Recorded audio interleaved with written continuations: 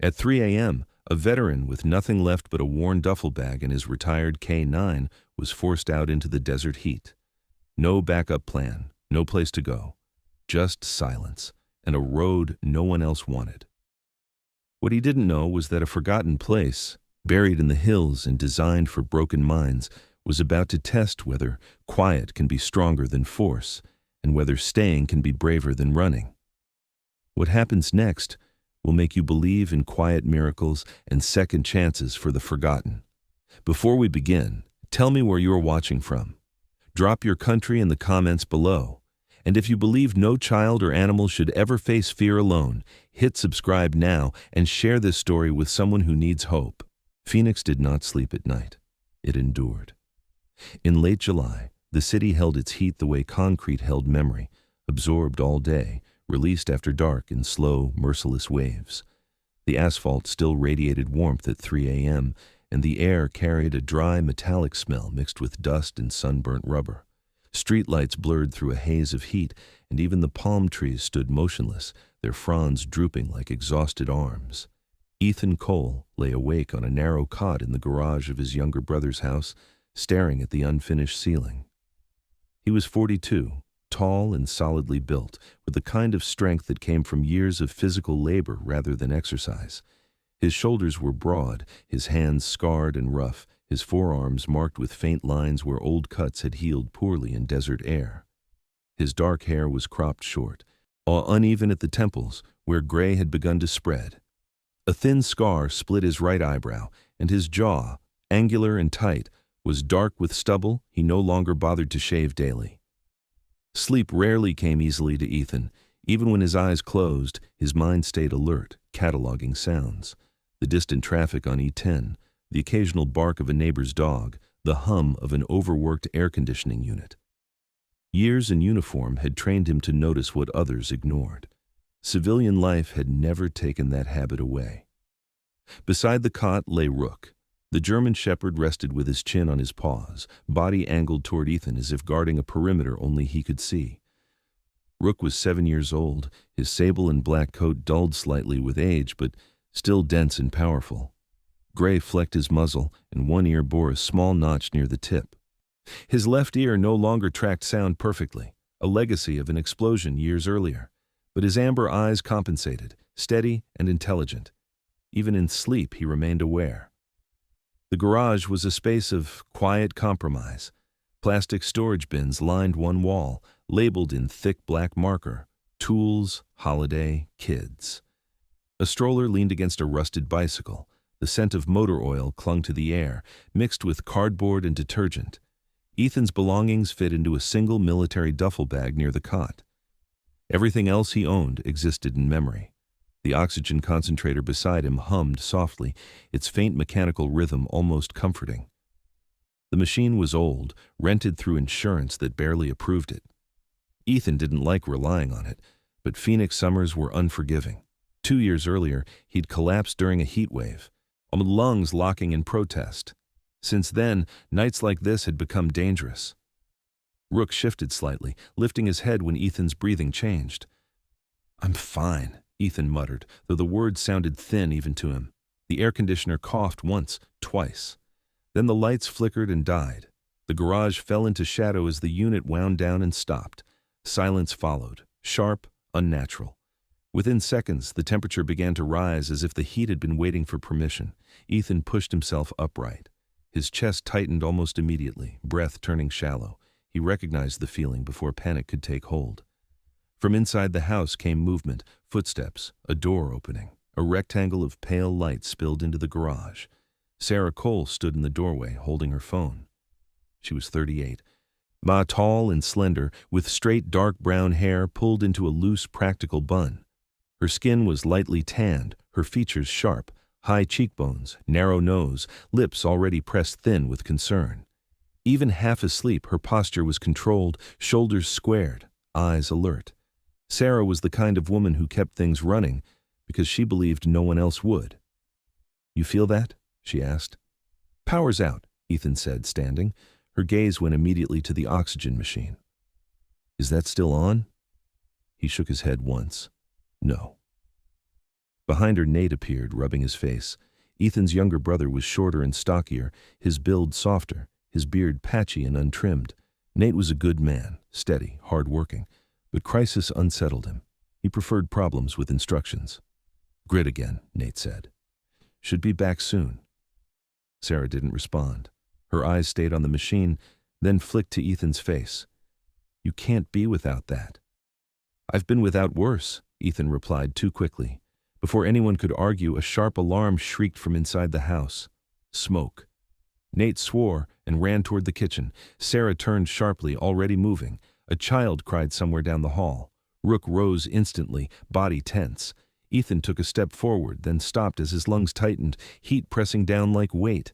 His vision narrowed.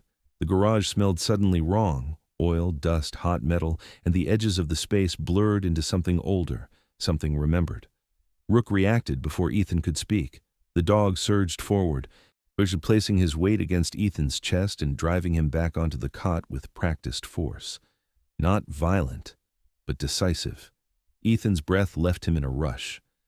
Rook braced, anchoring him, amber eyes locked onto his handler's face. "In, out," Ethan whispered, forcing himself to follow the rhythm Rook set.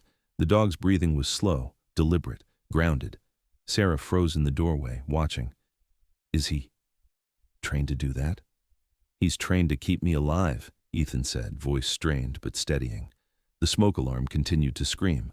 A sprinkler activated with a violent hiss, and water began to pound the kitchen floor. Sarah exhaled sharply, anger and fear colliding. "This is exactly what I mean," she said, voice tight.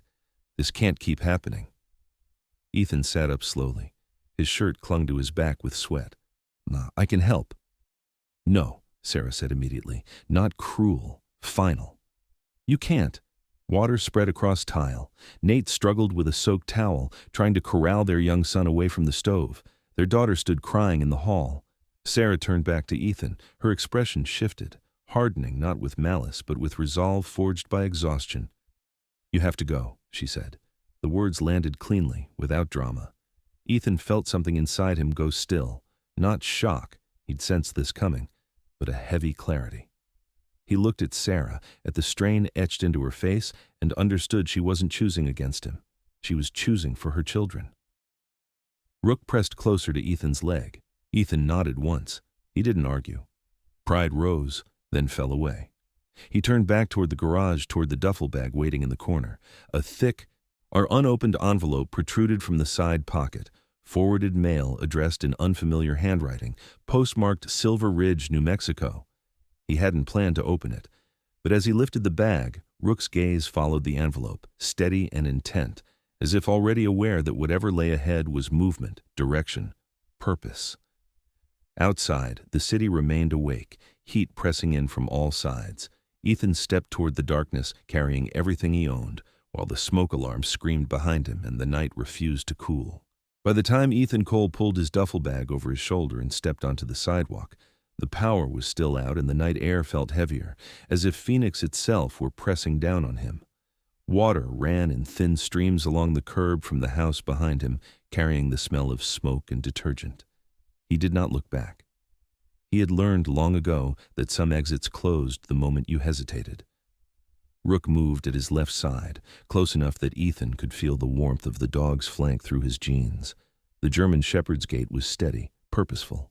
His ears tracked the street, one a fraction slower than the other, but his posture was calm. To anyone watching, he did not look like a stray or a pet. He looked like a working animal escorting a man who had somewhere to be. The bus stop was 3 blocks away, a slab of concrete under a flickering streetlight. Ethan sat on the bench and set the duffel at his feet. Sweat cooled on his back, leaving a chill that had nothing to do with the temperature. His chest still felt tight, but his breathing had settled into something manageable. Rook lay down beside him, head up, eyes scanning. That was when Ethan remembered the envelope. He knelt, unzipped the side pocket, and pulled it free. The paper was thick, cream-colored, slightly bent from weeks of neglect. The return address was printed in dark blue ink. Harlan Boone, attorney at law, Silver Ridge, New Mexico. The name Silver Ridge stirred nothing concrete in his memory, only a sense of distance and dust. He turned the envelope over in his hands, weighing it as if it might tell him what it contained. He tore it open. Inside was a letter folded once, clean and deliberate, and a single-page notice printed on legal letterhead. Ethan read slowly, forcing himself to focus. The letter was brief. It informed him that Caleb Mercer, deceased, had named Ethan Cole as the sole beneficiary of a property located outside Silver Ridge. The notice added that the inheritance came with conditions and advised him to contact the office for details. There was a phone number at the bottom. Ethan lowered the paper. The name Caleb Mercer struck him harder than he expected. Caleb had been older, late 50s when Ethan first met him, lean and weathered, with a beard that looked permanently untrimmed and eyes that missed very little. They had crossed paths during a joint training rotation years earlier, when Ethan was still active duty and Rook was new. Caleb had been a civilian contractor then, a former combat engineer who spoke little and listened a lot. He had a dry way of smiling that never quite reached his eyes, and a habit of working until his hands shook and then working some more. Ethan remembered him as competent, blunt, and fiercely private. He also remembered the night Caleb had quietly talked a young handler down from a breakdown without raising his voice once. "I don't need a psychologist," the man had said, shaking. "No," Caleb had replied calmly. "You need someone who understands that you don't feel broken. You feel unfinished." Ethan had never forgotten that line. He checked the date on the notice. Caleb had died 3 weeks ago. Rook shifted closer, nose brushing Ethan's knee. The dog let out a low huff, not impatient, just present. Ethan took out his phone. In 12% battery. The screen felt hot against his palm. He stared at the number on the letterhead for several seconds before dialing. It rang once. "Cole," a voice said on the other end, already awake. "I was wondering when you'd call." The voice belonged to Harlan Boone, though Ethan didn't know that yet. It was gravelly and even, the voice of a man who spoke carefully because words were tools, not decoration. "You know who this is," Ethan said. "I do," the man replied. "And I know it's late, or early. Depends how you look at it." Ethan exhaled slowly. "Caleb's dead." "Yes. You could have led with that." "I could have," Harlan said, "but you wouldn't have called if I had. You don't strike me as a man who likes unfinished business." Ethan didn't respond. Silence stretched. Somewhere nearby a car passed, tires whispering over warm asphalt. "I'm at a bus stop in Phoenix," Ethan said finally. "I don't have a plan." "That's all right," Harlan replied. Caleb anticipated that. The word anticipated sat heavily between them. "Where is Silver Ridge?" Ethan asked. "Technically nowhere," Harlan said. "It's a former mining town in northwestern New Mexico, decommissioned, unincorporated. The property Caleb left you is outside the old limits, up in the desert hills." "And the conditions?" Harlan paused just long enough to signal that the answer mattered. "You need to see the place," he said. "Some things don't translate well over the phone." Ethan looked down at Rook. The dog's amber eyes met his, steady and unblinking. "I don't have money for a long trip," Ethan said. "You have enough?" Harlan replied. Caleb made sure of that. "Check the envelope again." Ethan did. A folded cashier's check slipped out, heavier than paper should feel. The amount wasn't extravagant, but it was deliberate. Gas, food, time. "How long do I have?" Ethan asked. Harlan's voice softened slightly. "The property isn't going anywhere. But I'd advise you not to wait. Silver Ridge is easier to understand when it's quiet." The line went dead. Ethan stared at the phone, then at the check. His first instinct was suspicion. His second was exhaustion. Whatever this was, it was movement, and movement had always been better than standing still. He stood, slung the duffel over his shoulder, and looked down the road. The bus stop sign rattled faintly in the heat. "We're driving," he told Rook. The truck he bought was old and honest, a faded red Ford Ranger with more miles than pride. "I purchased from a man named Luis Ortega, who ran a 24-hour used car lot on the edge of the city." Luis was in his late 40s, short and solid, with thick forearms and a salt and pepper beard trimmed close to his jaw. His eyes were sharp but not unkind. He asked no questions Ethan didn't volunteer and accepted cash without comment. "She won't win any races," Luis said, patting the hood, "but she'll get you there." Ethan nodded. That was all he needed. By dawn, Phoenix fell away behind them, replaced by long stretches of open road and land that looked indifferent to human plans. The desert shifted from flat sprawl to rolling terrain, colors changing with the rising sun, burnt orange, pale yellow, the muted green of stubborn shrubs. The heat followed them, but it felt different out here, less trapped. Rook rode in the passenger seat, head near the open window, ears flicking at the wind. His harness lay at his feet, straps worn smooth by use. Every so often, he glanced at Ethan, as if checking that the direction still made sense. They crossed into New Mexico just after noon. The land grew quieter. Cell service faded, then vanished. Ethan welcomed the silence. Hours later, the road narrowed. The pavement cracked, then turned to gravel. A weathered sign leaned at the side of the road, its paint flaking. Silver Ridge, 7 miles. Ethan slowed. The town itself was little more than a suggestion, a cluster of empty buildings, rusted roofs, windows dark and hollow. Wind moved through them, lifting dust and old paper. It was not abandoned so much as left behind, like a place that had served its purpose and been allowed to rest. Beyond it, a dirt track climbed into the hills. At the base of the incline, Ethan stopped the truck and cut the engine. The sudden quiet was profound. He stepped out, boots crunching on stone, and stretched his back. The air smelled of sun-warmed earth and dry sage. Rook jumped down beside him, tail low but relaxed. Ethan looked up the hill, toward a line of rock and scrub that hid whatever waited beyond. He didn't know what he would find there. He only knew that for the first time in months, he was not being pushed away from something. He was moving toward it. The dirt track narrowed as it climbed, the truck's tires crunching over stone and hard-packed sand. Ethan kept the Ranger in low gear, easing it forward with patience, learned the hard way. The road didn't announce itself as dangerous, but it demanded attention, sharp turns, shallow washouts, and a grade that punished hurry. To the left, the land dropped away into a basin of scrub and shadow. To the right, rock rose in blunt, weathered faces, streaked with mineral stains that told a story older than any town. Rook stood braced on the seat, front paws planted wide, nose testing the air through the open window. He moved with the alert economy of a dog that had learned the difference between noise and signal. His coat caught the light in bands, sable along the spine. But darker at the shoulders, and the gray at his muzzle gave him a thoughtful gravity. When the truck slowed at a blind curve, Rook glanced back at Ethan, a quick check-in, then returned his focus to the road ahead. The track ended abruptly at a flattened turnout cut into the hillside. Ethan rolled to a stop and killed the engine. The silence that followed felt intentional, as if the land had been holding its breath until the machine quieted. Wind slid through juniper and low sage, carrying the dry, resinous scent of sun-warmed needles. Far below, the empty buildings of Silver Ridge sat like a half-remembered dream, their edges softened by distance. Ethan stepped out and stretched, his joints protesting mildly. The long drive had left a fine grit of fatigue in his muscles, but it was a clean tiredness, earned.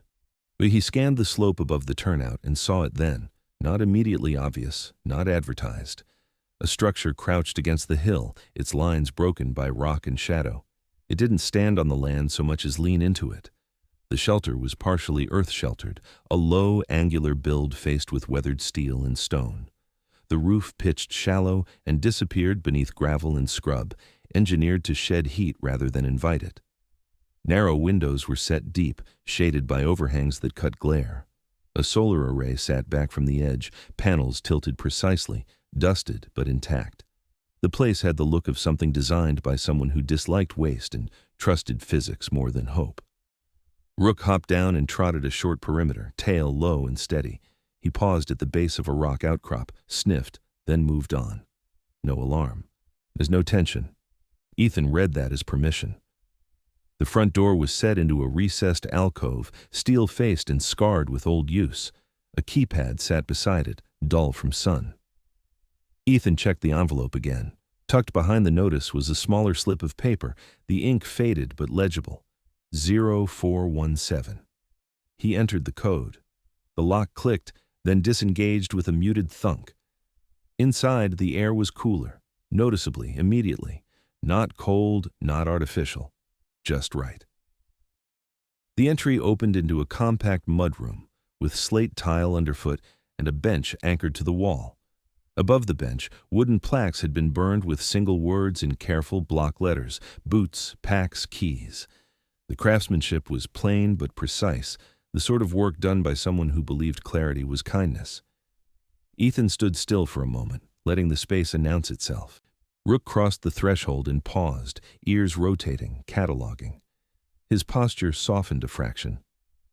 Beyond the mudroom, the shelter opened into a single, efficient living area. Exposed beams crossed the ceiling. A wood stove squatted against one wall, its flue disappearing into stone. The furniture was sparse but solid. A table bolted to the floor, 2 chairs with scuffed legs, a low couch upholstered in canvas.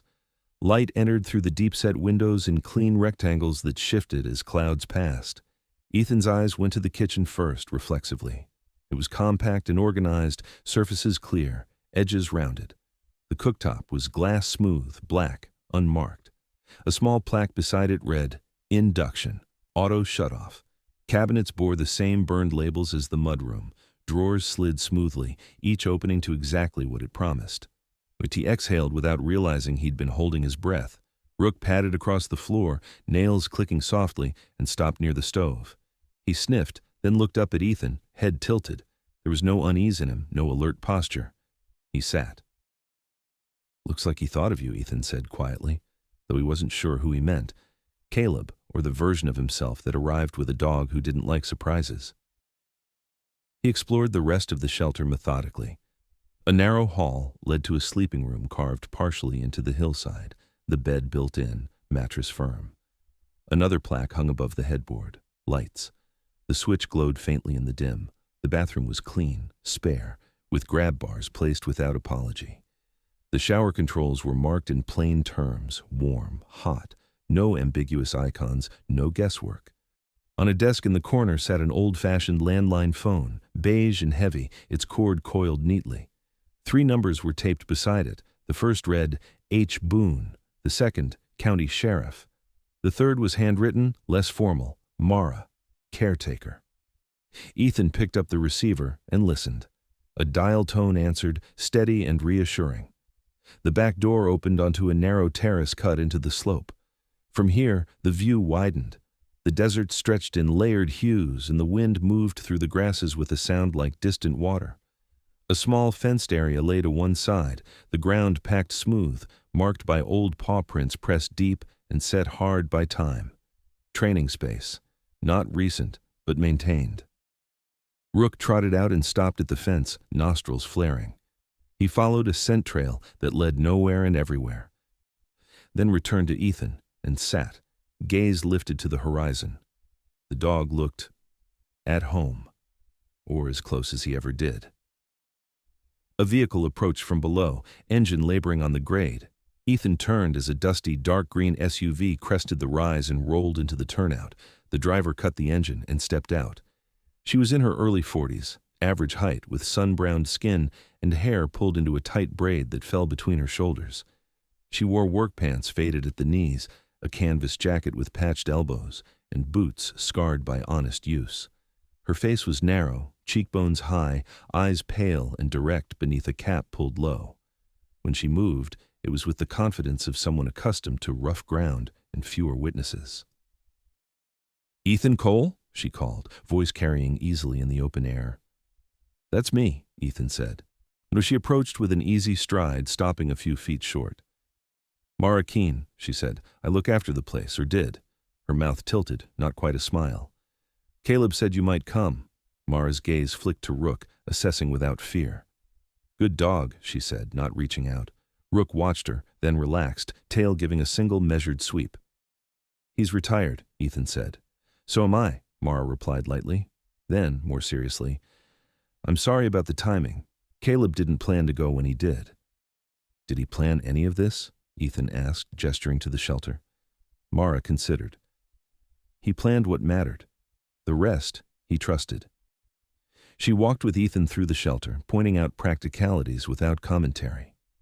Water came from a cistern fed by runoff and supplemented by a well farther up the slope. Its power from solar and a backup generator housed in a vented shed.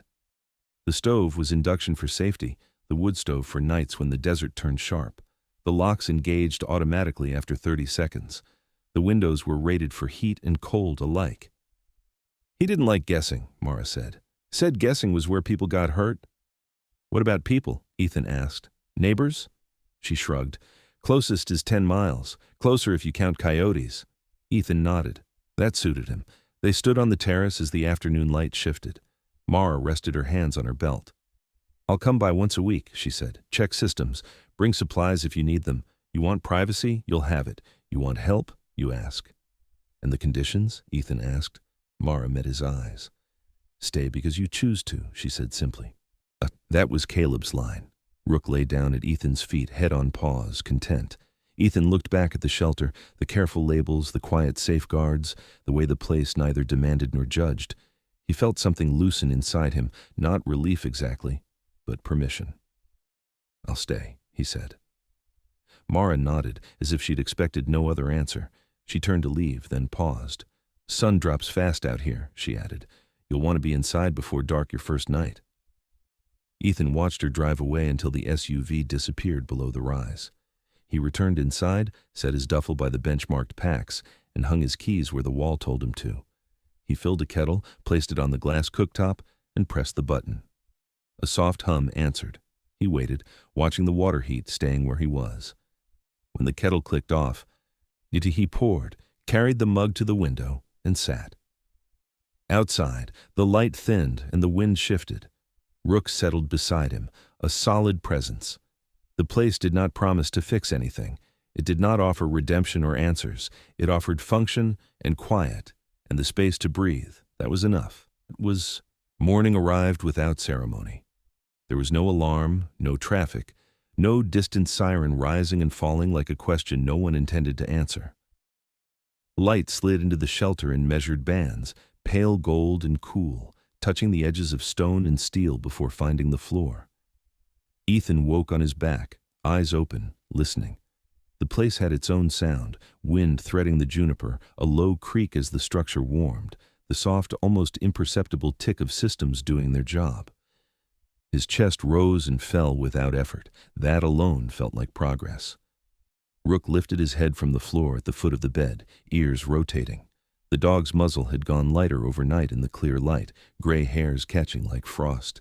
7 years old showed on him in small ways now, the careful stretch before standing, with the half-second pause before committing weight to a hind leg. But his eyes were bright, focused. He rose, shook once, and waited.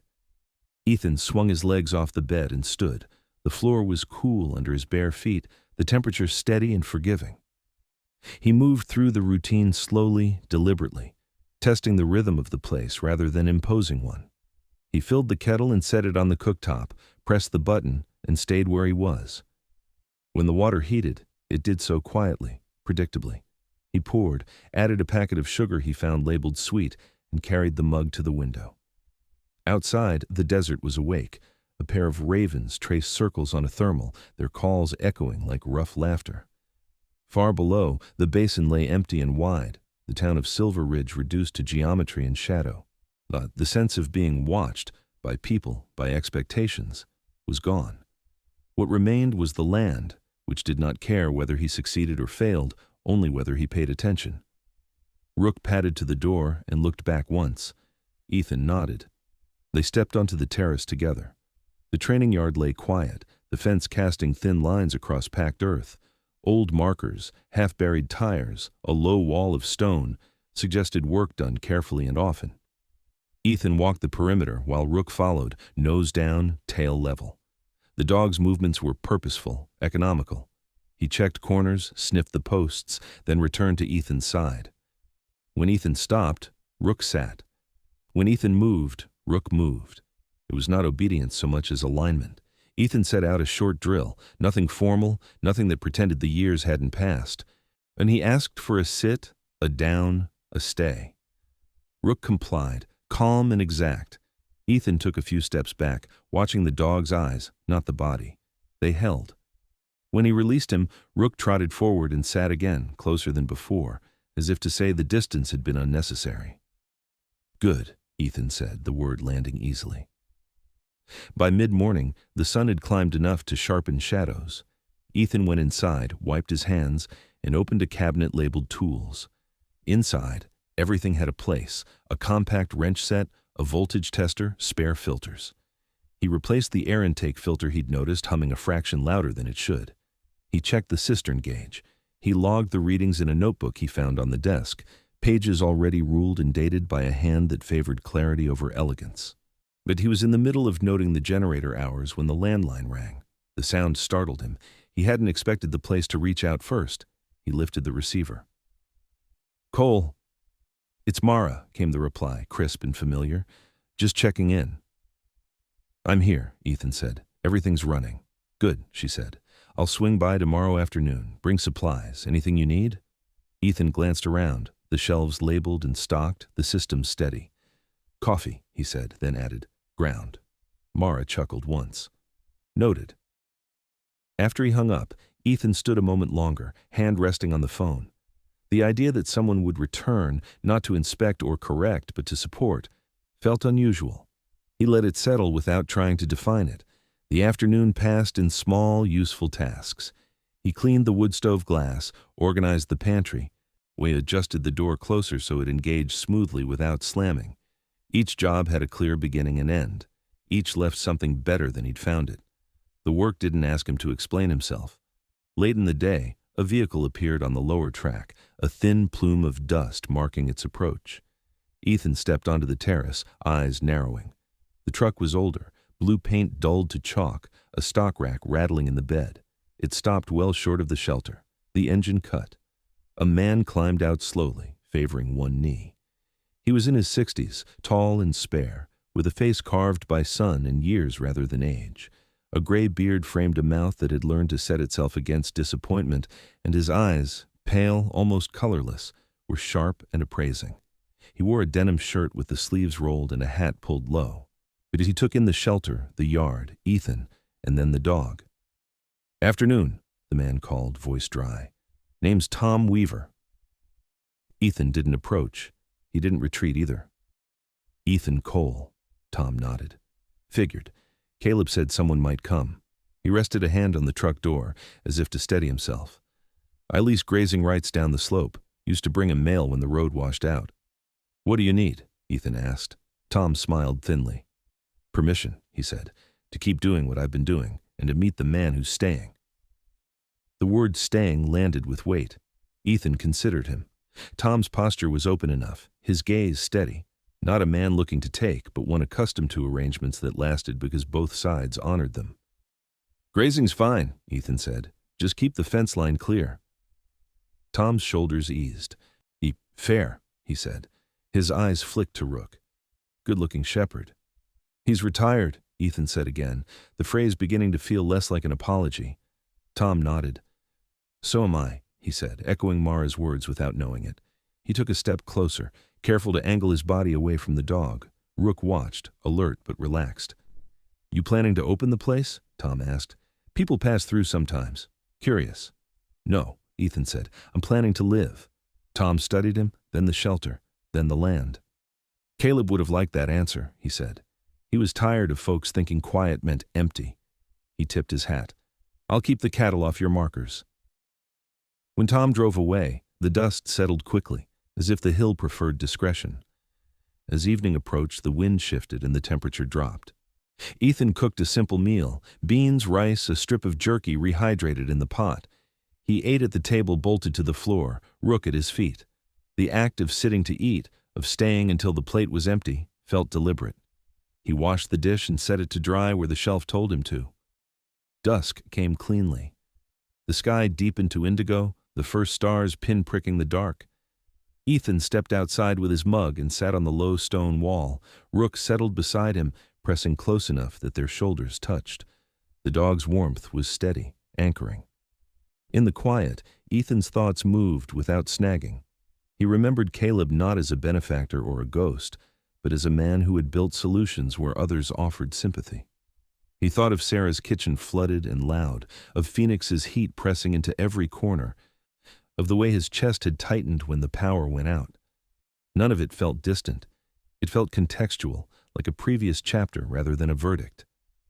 He went back inside before the cold sharpened and latched the door. The lock engaged on its own, a soft assurance. He turned down the lights and lay back on the bed, hands folded on his chest. Rook circled once and lay down, back to the door, facing the room. Sleep came without argument. It was not deep. It did not promise rest forever, but it arrived and it stayed long enough to matter. The weather changed without warning, as it often did in the high desert. By mid-morning, the sky had gone from a clean blue to a thin, bleached white. The sun dulled as if viewed through frosted glass. Wind slid down from the hills in uneven pulses, lifting grit from the road and carrying it in low sheets across the terrace. Ethan noticed the shift immediately. Places like this announced trouble early if you learned how to listen. Rook noticed it sooner. The dog stood near the threshold, ears angled, nose lifted to the air. His body was still, but his weight had shifted forward, muscles engaged in that quiet, coiled way Ethan remembered from patrols. At 7, Rook was no longer fast for the sake of speed, but his judgment remained sharp. He didn't alarm without reason.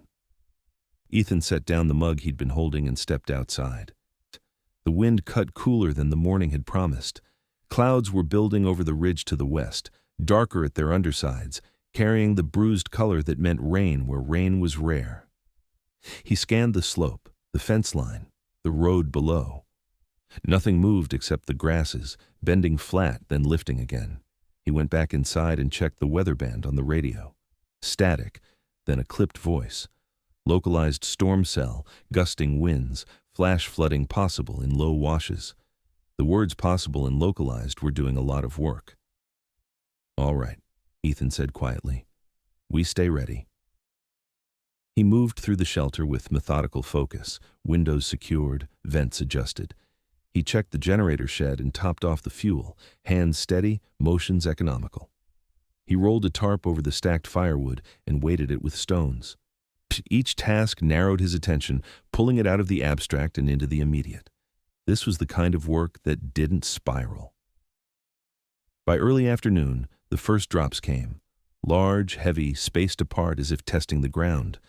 The rain followed quickly, sudden and loud, drumming against steel and stone. Water sheeted down the slope, finding channels cut by older storms. The wind rose, pushing the rain sideways, rattling the fence. Rook took position near the back door, sitting squarely, eyes on the glass. He was calm, but alert. His breathing was even. Ethan noted it without thinking. He had learned long ago to use the dog as a barometer when his own instincts began to overcorrect. The radio crackled again, then fell silent.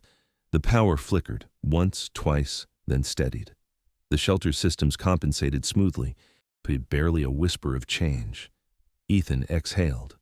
So far, so good. It was the sound that came next that tightened his shoulders. Metal clanged somewhere downslope, sharp and irregular, followed by a brief panicked bleating. Ethan moved to the window and saw it. A section of Tom Weaver's lower fence had given way, posts undermined by runoff. 2 cattle stood uncertainly near the break, rain slicking their hides, hooves slipping on mud. Rook stood instantly. "No," Ethan said automatically, then stopped himself. He assessed. Distance, terrain, weather. The cattle weren't panicking yet, but if they did, they'd scatter into the wash, and then someone would get hurt, animal or human. He grabbed his jacket and hat and clipped Rook's harness in place. The dog waited, eyes locked, tail low. Ethan opened the door into the rain.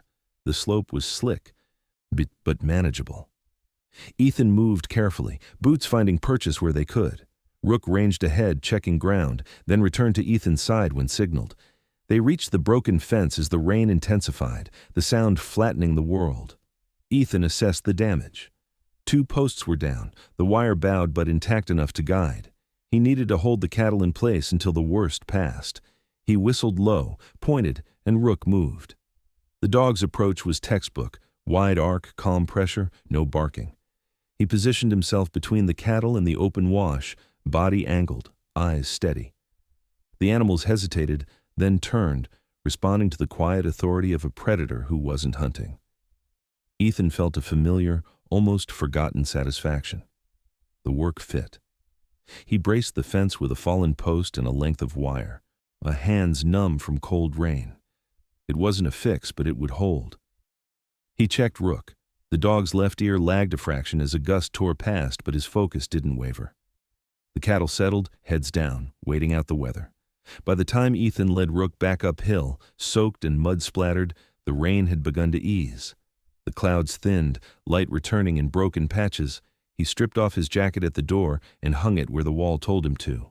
Rook shook once, water flying, then sat patiently until Ethan nodded permission. Inside, warmth wrapped around them. Ethan dried his hands, changed his shirt, and checked the radio again. The warning had passed. The storm cell moved on. He was pouring coffee when the knock came. 3 sharp raps, deliberate. Ethan froze for half a second, then moved. He checked the camera feed, grainy but functional. A pickup sat at the turnout, different from Tom's, newer, clean. The driver stood under the overhang, tall, broad, wearing a county jacket. Ethan opened the door. The man was in his early 40s, built squarely, with a closely trimmed beard and haircut to regulation length.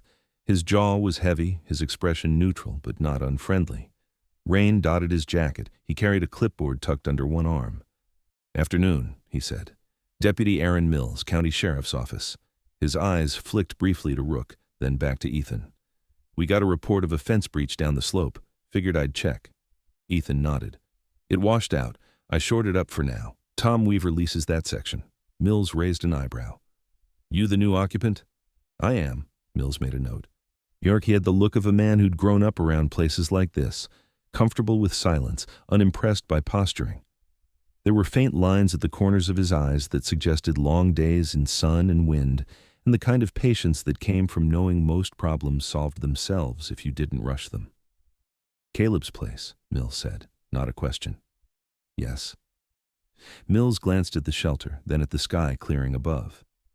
He kept to himself, didn't cause trouble. His gaze returned to Ethan. "You planning the same?" "That's the idea," Mills nodded once. "Good. Less work for me." He shifted his weight, then added, "We've had folks wander through lately. Curious types. If anyone shows up where they shouldn't, you call. Don't handle it alone." Rook watched the deputy steadily, head level. Mills noticed and smiled faintly. That yours?" "He is." "Retired?" Mills asked, noting the gray at the muzzle, the harness. "Yes." "Well trained," Mills said with the easy respect of someone who recognized competence. He tipped his hat. "Welcome to Silver Ridge, Mr. Cole." After the truck drove away, Ethan stood for a moment longer, listening to the retreating engine fade. The encounter left him unexpectedly calm. There had been no suspicion, no threat, just acknowledgement. The land was still quiet, but now it knew his name. He returned inside and finished his coffee, the bitterness grounding. He logged the fence incident in the notebook, noting the temporary fix and the need for replacement posts. He wrote neatly, deliberately. Record-keeping wasn't bureaucracy here. It was memory made practical. As evening fell, the air cooled sharply. Ethan cooked and ate. He then took Rook out once more to check the line. The cattle were settled, the fence holding.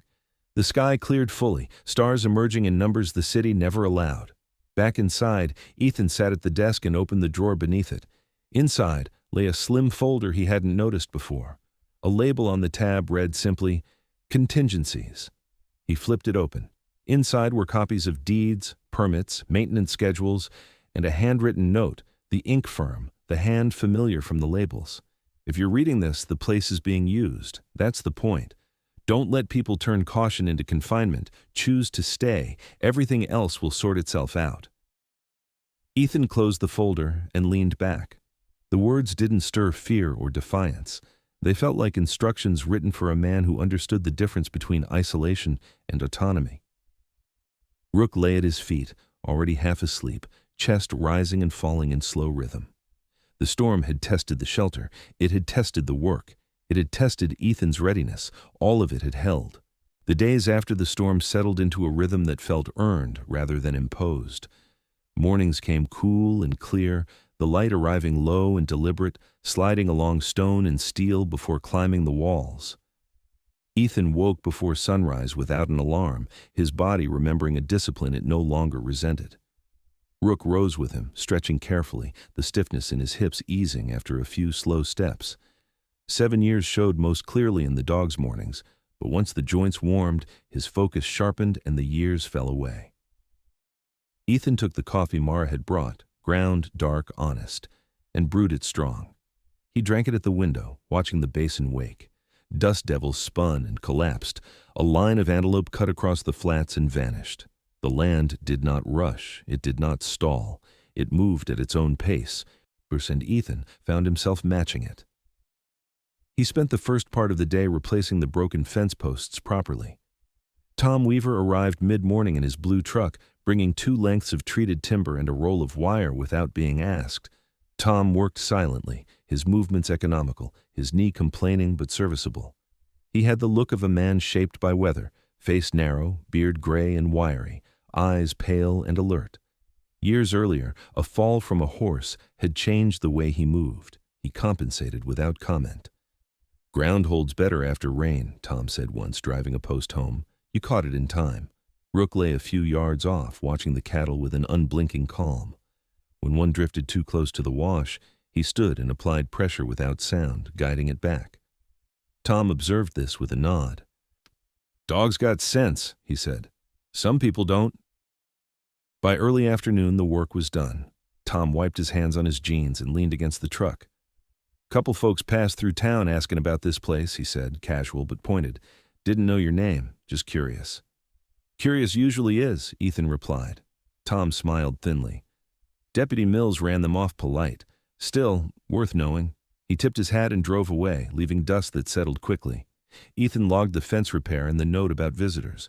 He did not feel threatened exactly, but he felt the perimeter of his life expanding, slowly, inevitably, beyond the shelter. That was the cost of staying. He accepted it. Late afternoon brought a knock at the door, not the sharp official raps of the deputy, but something lighter, uncertain. Ethan checked the camera and saw a woman standing under the overhang, shifting her weight. She wore a sun-faded jacket and work pants, her hair tucked into a scarf knotted at the nape of her neck. She was in her early 30s, medium height, with a compact build and a posture that suggested both patience and resolve. A satchel hung at her side, canvas worn thin at the corners. Ethan opened the door. "Hi," she said, offering a small smile. "I'm Lena Ortiz. I work with the County Water Survey. We're mapping runoff patterns after last week's storms." Her eyes flicked to Rook, who sat just inside the threshold, ears relaxed. "He won't mind if I step in?" "He won't," Ethan said, "as long as you don't rush." Lena nodded and entered, careful and observant. Her face was open, in with dark eyes that missed little, and a mouth that set itself into seriousness when she listened. There was a faint scar at her chin, old, clean, suggesting a fall or an accident that had taught her caution without fear. She laid out her maps on the table, explaining the wash lines and the culverts that fed the basin. Her voice was measured, professional. "Caleb used to walk these routes with us," she said. "He was particular about where water went, said land remembers what you do to it." Ethan listened, asked questions. He recognized the cadence of competence. Lena pointed out a low spot near the training yard that might flood in heavier storms and suggested a shallow diversion trench. "Nothing major," she said. "Just enough to keep your foundation dry." "I can handle it," Ethan said. "I figured," Lena replied. She packed up her maps. He hesitated, then added, "We've had some interest from developers sniffing around old towns lately. Not serious yet, but they like quiet places." Ethan met her gaze. "This one's occupied." Lena smiled, relieved. "Good." She paused at the door. "If you need permits or advice, call. I prefer prevention to paperwork." After she left, Ethan sat at the table longer than necessary, absorbing the day. The shelter felt unchanged, but the world beyond it had pressed closer. Neighbors, officials, interests. Not hostile, not benign.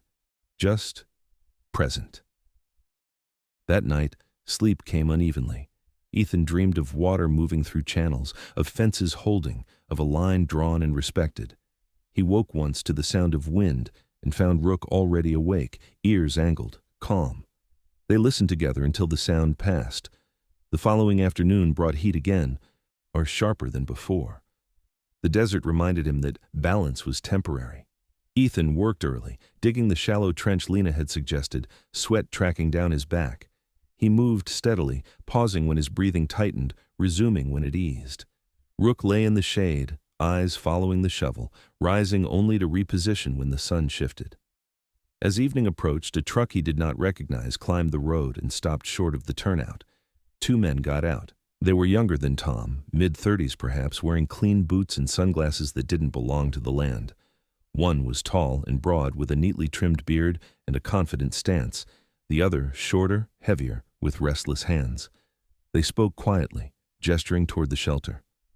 Ethan watched from the terrace, posture neutral. Rook stood at his side, still. The taller man called up, "Evening, we're looking for the owner." "You found him," Ethan said. The man smiled, practiced. "Name's Cal Parker. We're representing an investment group interested in revitalizing Silver Ridge. Thought we'd introduce ourselves." Ethan didn't move. "This isn't for sale." Parker's smile tightened. "Everything's for sale." "Not this," Ethan said. The shorter man shifted, annoyed. "You don't have to be difficult." Ethan met Parker's eyes. "I'm not. I'm being clear." Parker took a step forward, then stopped when Rook rose, placing himself squarely between Ethan and the visitors. The dog did not growl. He simply stood, weight forward, eyes locked. It was enough. Parker lifted his hand slightly. "All right," he said, backing off. "No harm in asking." "You asked," Ethan replied. "You got an answer." They left without further comment, the truck turning too sharply as it descended. Ethan exhaled slowly. The encounter left a residue of tension, but also certainty. He logged it in the notebook. Names, time, description. Documentation was not paranoia. It was preparation. As night fell, Ethan cooked and ate, then took Rook for a slow walk along the fence line. The stars came out in force, the sky deep and crowded. He felt the quiet again, not his absence, but his capacity. The place could hold more now. People, pressure, purpose. Back inside, he opened the contingencies folder and added a page of his own. He wrote plainly, without flourish. If interest increases, establish boundaries early. Speak once, document always, stay. He closed the folder and turned off the light. Rook settled near the door, facing outward. The habit unchanged. Ethan lay back and watched the ceiling darken. The quiet carried more than peace. It carried responsibility. And for the first time, Ethan felt equal to it. The pressure did not arrive all at once. It accumulated the way dust did, layer by thin layer, until the weight became noticeable only when something shifted. 2 days after the investors left, Ethan found tire tracks where there should have been none, faint but deliberate, pressed into the gravel near the lower turnout. He crouched, ran his fingers along the edges, and stood again without comment. Rook sniffed once and dismissed them, uninterested. The tracks weren't recent. The message was. Ethan spent the morning reinforcing boundaries. He walked the fence line, tightened wire, replaced a post that had loosened after the rain. He set a simple gate sign, private property, burned into wood, not printed. He logged the change, the way he logged everything now. Documentation was not an act of fear. It was an act of continuity. May Mara arrived just after noon with supplies and a quiet urgency that matched the heat. She parked in the turnout and walked up with a crate balanced on her hip. In daylight, her features were sharper than Ethan remembered, cheekbones set like planes, eyes pale and assessing, hair braided tight and tucked under her cap. The sun had etched faint lines at the corners of her eyes that spoke of long days outdoors and a habit of watching before acting. "County called," she said once they were inside, setting the crate on the table. "Nothing official, yet." Ethan nodded. "Investors." "Yes," Mara said. "And a petition floating around to reclassify parcels near Silver Ridge for mixed use. It's early, but early matters." She unpacked coffee, canned goods, spare filters. Her movements were efficient, practiced. Caleb expected this," she added, glancing at the contingencies folder on the desk. "That's why he wrote it the way he did." Ethan opened the folder. Beneath his own notes lay a thinner sheaf he hadn't read closely yet. Legal language, dense and precise. He skimmed. Easements, conservation covenants, a clause triggered by coercion or misrepresentation that transferred stewardship to a land trust rather than a buyer. Not a shield exactly, a trap door. They'll push, Mara said. They always do. The trick is making sure they push in the wrong place. Rook lay near the door, head on paws, eyes half-lidded. He lifted one ear when Mara spoke, then relaxed again. Ethan took that as a sign. That evening, Deputy Mills returned, not in uniform this time, but in a work shirt and jeans, his badge clipped to his belt. And he carried himself the same way, square shoulders, steady gaze. But the absence of the jacket changed the tone. This wasn't enforcement. This was conversation. Got word someone's been canvassing, Mills said, leaning against the stone wall on the terrace. He was clean-shaven today, jawline pronounced, the faint crease between his brows deepening when he frowned. No laws broken, just noise. Noise travels, Ethan said. It does, Mills agreed. He glanced at the basin. You documenting? Always, Mills nodded. Good. If it comes to a hearing, clarity wins. A hearing, Ethan repeated, not a question. Not yet, Mills said. But if they try to rezone, there'll be a public meeting. Folks who don't usually show up will. Ethan thought of Tom, of Lena, of the quiet agreements that made the place work. I'll be there, Mills smiled faintly. Figured, he nodded to Rook. He'll be welcome. After Mills left, the sky went copper and then dark. Ethan cooked and ate, then sat at the desk and drafted a one-page statement, plain language, no flourish, outlining the purpose of the shelter, its self-sufficiency, its minimal impact. He printed it and added it to the folder. The act steadied him. Sleep came late. When it did, it carried a dream of lines drawn cleanly across land, of water redirected, of fences holding under pressure. He woke before dawn with the image intact. The public meeting happened 3 days later in a county hall that smelled faintly of coffee and old paper. The room filled slowly, locals in work boots, a few suited men with practiced smiles, a scattering of county staff. Ethan arrived early and took a seat near the aisle. Rook lay at his feet, harness on, posture neutral. People noticed. No one commented. Lena sat 2 rows ahead, hair tied back, notebook open. Tom took a chair near the wall, hat in hand. Mara stood at the back, arms folded, eyes scanning. When Cal Parker entered, he did so with confidence sharpened by rehearsal. He wore a blazer today, beard trimmed, hair precise. He spoke smoothly when his turn came, words like revitalization and opportunity placed carefully.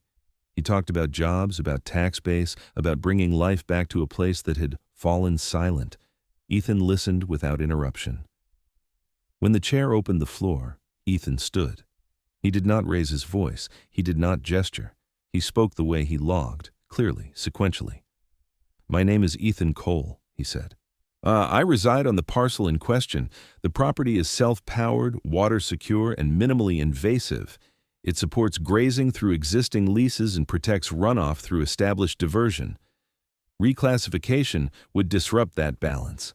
More importantly, coercive acquisition triggers a conservation transfer under existing covenants. There was a murmur. Parker's smile tightened. Ethan continued. This place isn't empty. It's occupied by design. Quiet isn't absence. It's function. He sat. Rook did not move. Questions followed. Technical, legal. Lena answered some. Mara answered others. Tom spoke briefly about grazing and runoff. The county staff took notes. The chair thanked everyone and adjourned without decision. Outside, the heat pressed in again.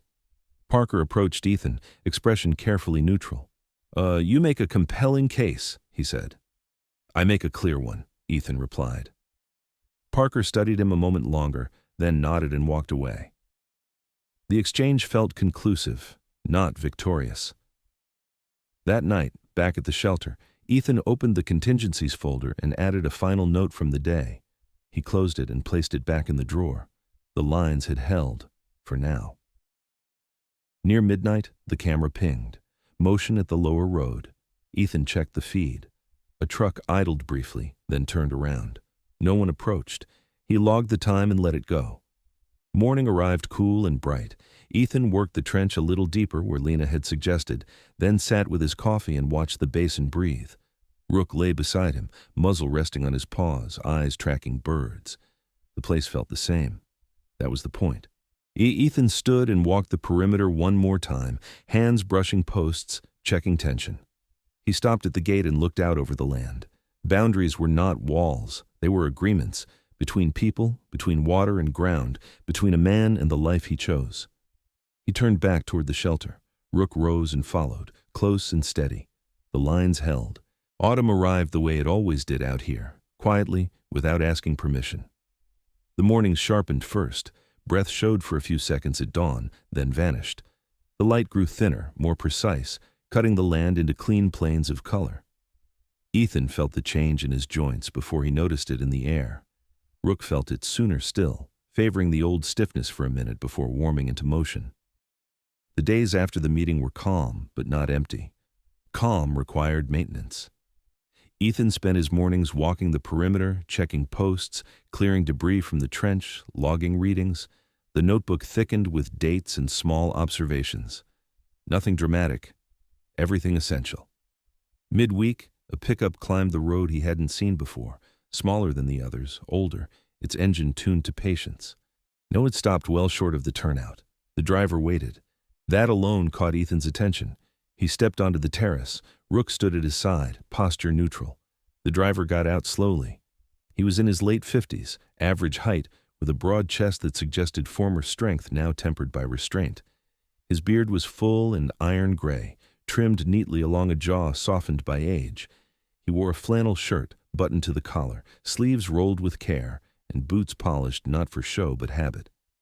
His eyes were steady, brown and thoughtful, the gaze of a man who listened before speaking. He did not approach. When Ethan walked down the path to meet him halfway, the man nodded once. "Name's Daniel Price," he said. His voice was low, calm. "I'm with the Mesa Veterans Outreach. We heard about the meeting. And about you." Ethan waited. Daniel continued, choosing his words. "I served 25 years, infantry, retired rough." A faint tightening at the corner of his mouth suggested the cost of that word. "After I got out, I ran a small program, temporary placements for veterans who don't do well in dense spaces, nothing institutional, just breathing room." "And you're here because," Ethan said. "Because places like this are rare," Daniel replied, "and because I won't ask for anything you don't offer." Ethan studied him. Daniel stood with his weight balanced, hands open at his sides. No salesmanship, no urgency. Rook sniffed once and dismissed him, attention drifting back to the basin. "I'm not running a program," Ethan said. Daniel nodded. "I know. I'm not asking you to." They stood in the wind for a moment. A hawk crossed overhead, a shadow sliding across the ground. "What are you asking?" Ethan said. "Advice," Daniel replied, "and maybe a standard. What does enough look like?" Ethan felt the question settle. He thought of the shelter's labels, the induction stove, the fence line holding after rain. He thought of quiet that worked. "Enough is when the place doesn't ask more than you can give," he said, "and when it gives back without strings." Daniel considered that. "Would you consider letting one person stay for a week?" he asked. "Supervised, quiet, no press." Ethan hesitated, not because of fear, but because the lines mattered. He looked at the gate, the sign burned into wood. He looked at Rook. "1 week," Ethan said. "Clear rules." Daniel's shoulders eased. "Of course." The man arrived 2 days later in Daniel's truck. His name was Mark Halverson. De 38, lean and tall, with a face drawn long by sleeplessness. He wore his hair cropped close, a habit that hadn't loosened since service, and his beard came in patchy where scars pulled the skin tight along his jaw. His eyes were pale blue and restless, tracking edges the way Ethan once did. He carried a duffel identical in size to Ethan's when he'd arrived. Mark spoke little. When he did, it was direct. He moved carefully, scanning, testing ground before committing weight. He flinched at sudden sounds, but recovered quickly, ashamed of it. Rook watched him closely the first hour, then settled. The dog's judgment quietly passed. Ethan laid out the rules once. "No alcohol, no weapons. You work when you can. You rest when you need. You don't wander at night. You tell me if you're not okay." Mark nodded. "Yes, or sir." "Not that," Ethan said gently. "Just yes." The first day passed in near silence. Ethan put Mark on simple tasks, stacking firewood, clearing brush, walking the trench, physical work that ended when the body asked it to. Mark worked steadily, breathing evening out, shoulders dropping a fraction. At lunch he ate quickly, eyes down, then waited as if expecting instruction. "Sit," Ethan said, pointing to the bench. "Eat." Rook lay nearby, head on paws, the embodiment of calm. That night, Mark woke once, disoriented. Ethan heard it immediately, the scrape of boots, the hitch in breath. He met him in the hall without speaking, stood until Mark's shoulders lowered, then walked him back to his room. No questions, no commentary, just presence. By the fourth day, Mark spoke more. He told a short story about a convoy in Kandahar, about the sound that came after the blast. He stopped there. Ethan didn't push. He shared a detail in return about Phoenix heat and a machine that had stopped humming. The exchange was equal, measured. Daniel returned on the seventh day. He watched from the turnout as Mark moved with more certainty, stacking tools where the wall told him to.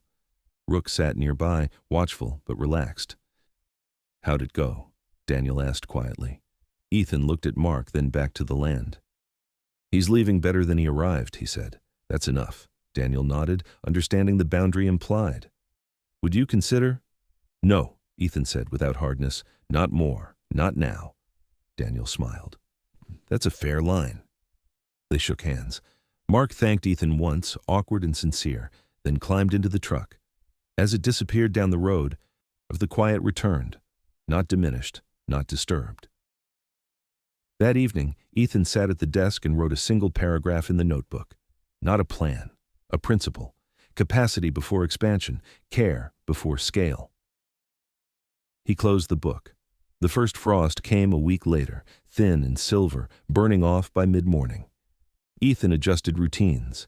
He brought firewood closer, checked seals, recalibrated the generator. Rook's coat thickened subtly, winter preparing itself without fuss. A letter arrived by mail, handwritten, neat. From Lena. The county had tabled the reclassification indefinitely. No timeline, no pressure. The word status quo maintained did not thrill Ethan, they satisfied him. He folded the letter and placed it in the contingencies folder, then returned the folder to the drawer. He did not add anything else. At dusk, Ethan walked the perimeter one last time before night settled fully. The stars came out early now, the sky deep and crowded. He stopped at the gate and rested his hand on the post, feeling the grain under his palm. Rook stood beside him, 7 years old and steady, eyes tracking movement only when it mattered. The dog leaned into Ethan's leg, a small, deliberate weight. Enough, Ethan thought, not as a limit but as a measure. He turned back toward the shelter, the lock engaged behind them with its familiar assurance. Inside, the light warmed the stone. Outside, the land held its quiet. The lines did not move. Sometimes, miracles don't arrive with thunder or light. They come quietly, in a place that still stands, in a door that stays open, in a companion who refuses to leave your side. This story reminds us that God doesn't always remove the storm. Sometimes, He builds a shelter strong enough to hold us through it, a place where broken hearts can breathe again, where the forgotten are not invisible, only waiting. In our everyday lives, we often overlook these quiet blessings. A safe night, a loyal friend, a second chance we didn't think we deserved. Yet Scripture tells us that God is closest to the weary, and His grace works most powerfully in silence. If this story touched your heart, share it with someone who may feel lost or unseen.